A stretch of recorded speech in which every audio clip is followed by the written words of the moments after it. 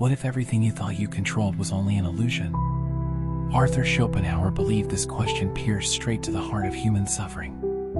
We live our lives with the sense that our choices steer the course of events, that our willpower alone bends the world into shape. But what if that belief is the very source of our pain? From the moment we wake, we act as though control belongs to us. We plan, we decide, we command our days into order. Yet, again and again, the world refuses to obey. A sudden illness, a failed relationship, a twist of fate, all remind us that what we thought was ours to command slips through our hands like sand. Schopenhauer argued that our agony does not arise only from pain itself, but from the shock of losing control we never truly had. For him, the will to live was not gentle. It was a blind, ceaseless force pushing through every creature, compelling existence forward. We believe we direct it, but in truth we are carried by it. Desires arise unbidden, fears grow without invitation, and much of what we call choice is only the surface rippling over deeper currents. The illusion of control is powerful because it flatters us. It lets us believe we are masters. But when reality asserts itself, that illusion cracks, and suffering seeps in through the break. Think of how often frustration comes not from what happens, but from what should have happened. A parent expects their child to follow a certain path, but life pulls differently. An investor imagines certainty in markets, only to find chaos instead. A body once strong betrays its owner with age. In each case, the sting is not only in the loss itself, but in the collapse of control we thought we possessed. Schopenhauer compared this restless striving to a will turning endlessly, powered by a will beyond our grasp. We imagine our hands on the spokes, but in truth, the wheel spins with or without us. To cling too tightly is to exhaust ourselves, to loosen the grip is to see the wheel for what it is. This realization is frightening, because it undermines the story we tell ourselves about mastery. Yet it is also liberating, because it places us closer to the truth. The illusion of control is most obvious when we confront time itself. We cannot halt the passing of days, cannot negotiate with age, cannot bargain with mortality. And yet we live as though these forces bend to our routines. We fill calendars, set alarms, make resolutions, convincing ourselves that order is obedience. But the clock moves on, indifferent to our desires. Here the will shows its absolute power. It drives us forward whether we agree or not. And what a fortune! Entire lives can be altered by a single accident of birth, a chance encounter, a decision made by someone we will never meet. We like to imagine merit and choice determine our destiny, but so much depends on what was never in our hands. Schopenhauer insisted that recognizing this truth does not paralyze us, it awakens us. For once we see the limits of control, we can stop wasting energy on impossible battles and instead direct our strength where it matters. This is not to say life is hopeless. For Schopenhauer, the recognition of our limits was the beginning of wisdom. By seeing control as illusion, we strip suffering of one of its sharpest edges, surprise. No longer betrayed by reality's indifference, we learn to walk with it instead of against it. We begin to see that the storm does not rage because of us, nor can it be calmed by our commands. But it can be endured, and within endurance lies a quieter kind of freedom. And so we arrive at the paradox. The more we cling to control, the more fragile we become. The more we accept its illusion, the stronger we grow. For Schopenhauer, this was not despair but clarity, the clarity that begins when the noise of false mastery falls silent and the truth of our place in the world comes into view. To live without illusion is not to give up, but to live honestly. And in honesty, there is a different kind of power, the power not to command the world, but to withstand it. If the first step is recognizing the illusion of control, the second is understanding how deeply this illusion shapes our suffering. Schopenhauer argued that nearly every frustration, every disappointment, every moment of anger is born from the clash between what we expect to control and the reality that we cannot. The more tightly we grip, the more pain we feel when life inevitably slips through our hands. Think of the countless ways we try to command the future. We construct careers, families, reputations, convinced that our planning guarantees stability. We act as though life is a machine and we, its engineers. But the machine often resists. A sudden crisis shatters our blueprints. An unexpected betrayal undoes years of trust. A natural disaster ignores every calculation. The anguish of these moments is magnified by our belief that such outcomes should never have been possible. We think this wasn't supposed to happen, and yet Schopenhauer reminds us it always could. Desire itself is woven from this illusion.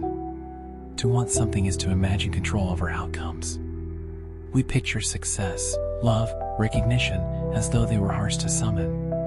But when the will frustrates us, when life denies us what we thought inevitable, we suffer twice, first in the absence of what we wanted, and second in the collapse of our imagined mastery.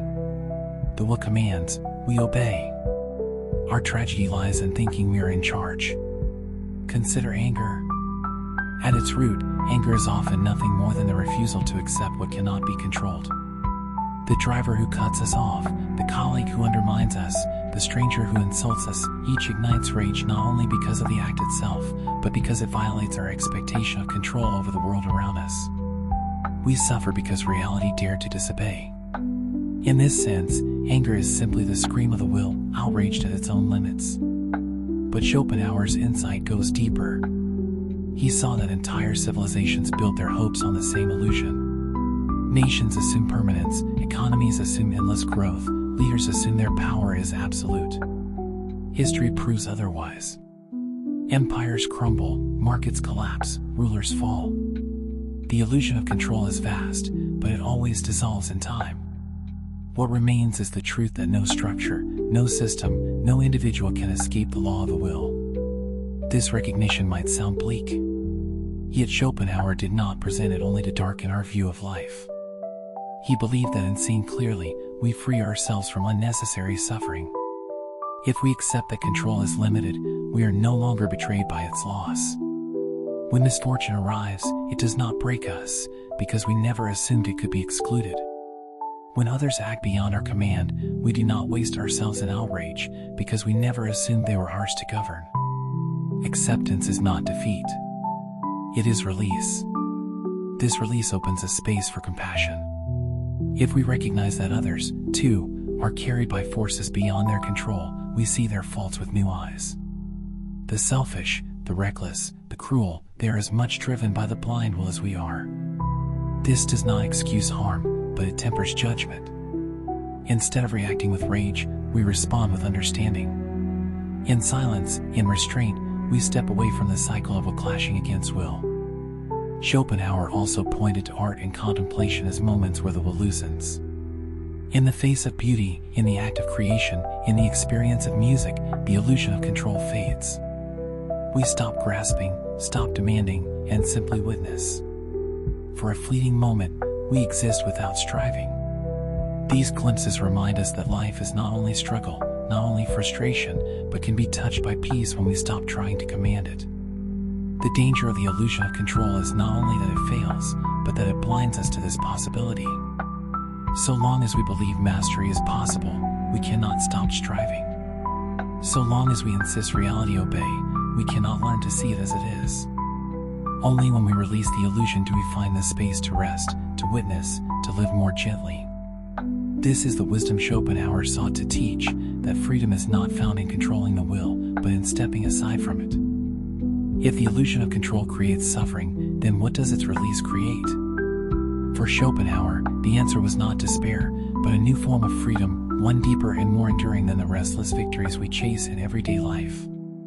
To recognize that we do not command the will is not to surrender meaning, it is to step out of the chains that bind us, and to find a strength that no loss can take away. This freedom begins in honesty. We live surrounded by stories that flatter us, that discipline alone secures success, that morality alone guarantees justice, that love alone conquers all. Each contains truth, but each is incomplete. Discipline cannot stop disease. Morality cannot prevent betrayal. Love cannot hold back death. When these truths confront us, we feel betrayed, not only by life, but by the illusions we clung to. To accept their limits is to exchange comfort for clarity. And in clarity, we find resilience. Schopenhauer believed that wisdom meant looking at the world without disguise. We are driven by forces larger than ourselves. We are subject to chance, to suffering, to mortality.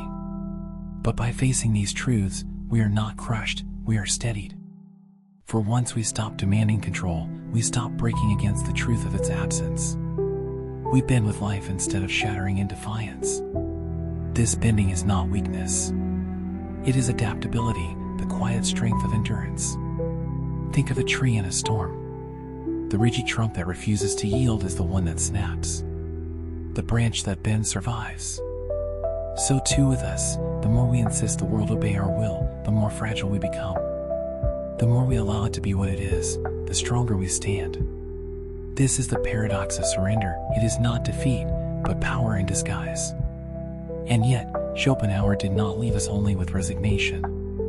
He pointed to paths that lessen the will's grip and open us to different forms of experience. In art, in music, in beauty, we forget the compulsion to control. A painting does not yield to our demands, it simply exists, and we exist with it. A symphony does not obey us, it carries us, lifts us beyond the restless will, if only for a moment. In these encounters, life reveals itself without demand, and we are free from our constant struggle for mastery. Compassion, too, emerges from this recognition. If none of us fully controls ourselves, if all are driven by the same blind will, then harsh judgment softens. We see others not as autonomous masters choosing evil, but as fellow prisoners, struggling as we do.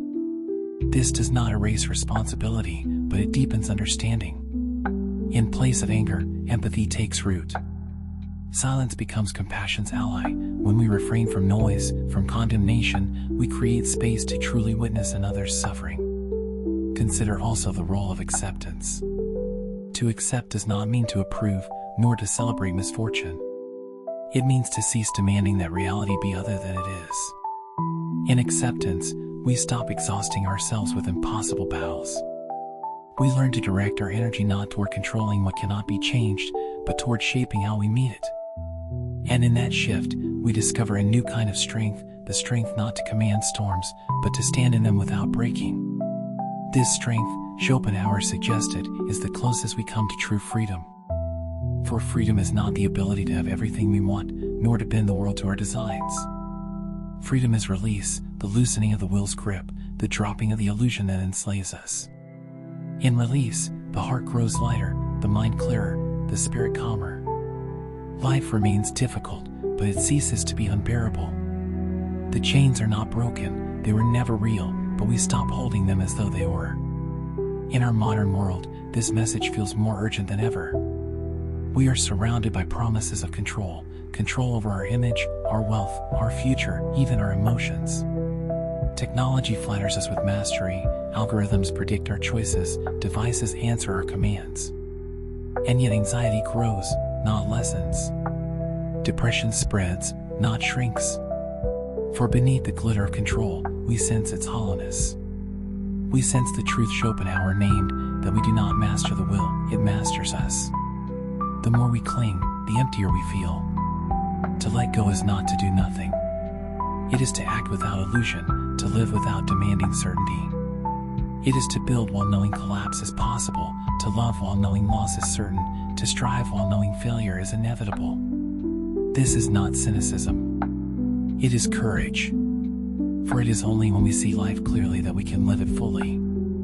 Only when we abandon false guarantees can we cherish what we have while we have it. And so Schopenhauer's teaching brings us to a final paradox. The illusion of control enslaves us, the acceptance of its absence frees us.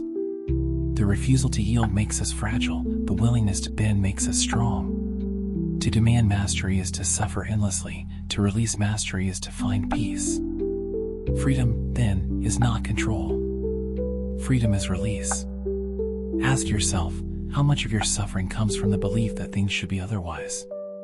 How much peace might you find if you stopped demanding and began accepting? This is not an easy path. Silence will feel unbearable at first. Acceptance will feel like loss.